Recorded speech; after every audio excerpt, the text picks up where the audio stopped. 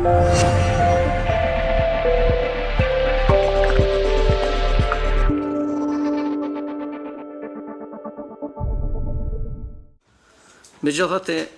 jemi pashtu të vetëdijshëm për kriteret e mbetura dhe të paadresuara, për cilat institucionet tona janë zotuar të përmbyllen deri me 15 maj. Jemi zotuar që institucionet tona dorëzojnë raportin final deri në fund të majit, ku do të pasqyrohet progresi në përmbylljen e kritereve të mbetura. Si kryeministri do ta përcjell këtë proces me vëmendje të shtuar dhe do të kërkojë raport rregullt deri tek finalizimi i raportit nga Ministritë përkatëse.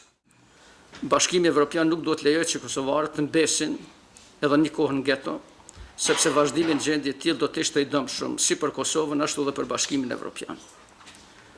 Qeveria e Kosovës do të bëjë përpjekje maksimale që të përmbushë gjitha detyrimet, që të kryejë detyrat që i ka, bazuar në udhërrëfysin e liberalizimit të vizave.